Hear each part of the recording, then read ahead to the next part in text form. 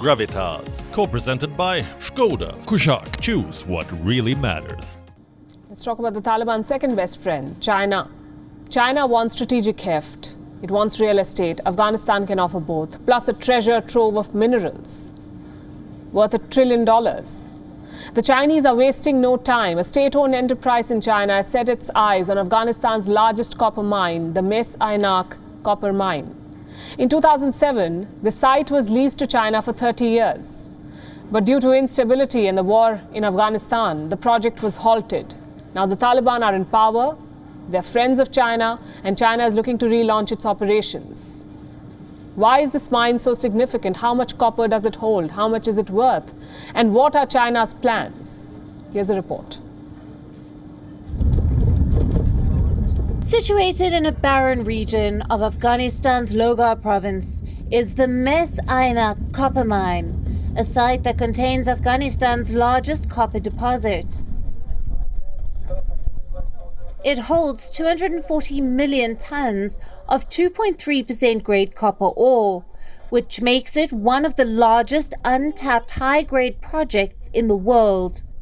The reserves itself are estimated to be worth $50 billion. In November 2007, the China Metallurgical Group and the Jiangxi Copper Co. Limited acquired a 30-year lease for this mine. The agreement was worth $3.4 billion. As part of the deal, they pledged to develop the mine and build some crucial infrastructure around it, like a road for transportation, a railway line to carry shipments, and a generating plant to power the smelter, and feed China's insatiable appetite for raw copper. But the plan failed. Due to the security situation in Afghanistan, Chinese companies went back without mining even a ton. Now, with Taliban 2.0 in the saddle, China is looking to revive its plan. The Taliban have arrived at the mining site.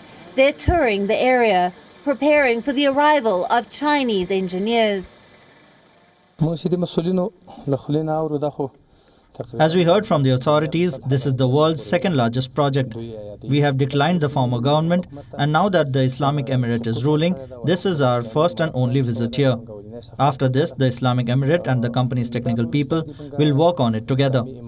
As we know from history, this is a huge mine in Afghanistan, and it is the nation's great wealth.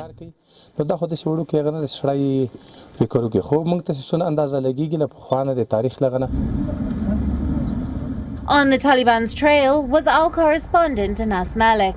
After a tiresome gathering of permissions, he managed to travel to the mine, escorted by 2 gun-toting men for the entire duration of the trip.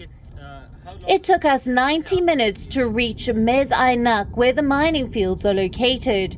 They lie abandoned and inaccessible.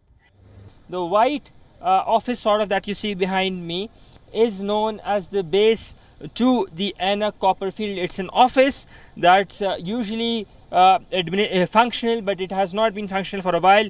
Mes Aynak literally translates into small copper fields. It has 240 million tons of copper reserves that can potentially go up to an economy of 3 trillion as the Taliban have taken over, but that largely remains unexplored for the time being. So by when does China plan to restart its operations? There's no fixed date. For now, the chairman of the Jiangxi Group has said that the group is monitoring the situation and looking forward to restarting construction at the earliest. For the Taliban, this project means more money and legitimacy. For China, it means an expansion of its Belt and Road Initiative juggernaut. But dealing with an unstable regime has never been easy for Beijing. From Venezuela to Uzbekistan, Chinese projects have suffered tremendous losses due to instability. What's the guarantee this won't happen in the Islamic Emirate of Afghanistan? Bureau Report, WION World is One. WION is now available in your country. Download the app now and get all the news on the move. Gravitas, co-presented by Skoda. Kushak, choose what really matters.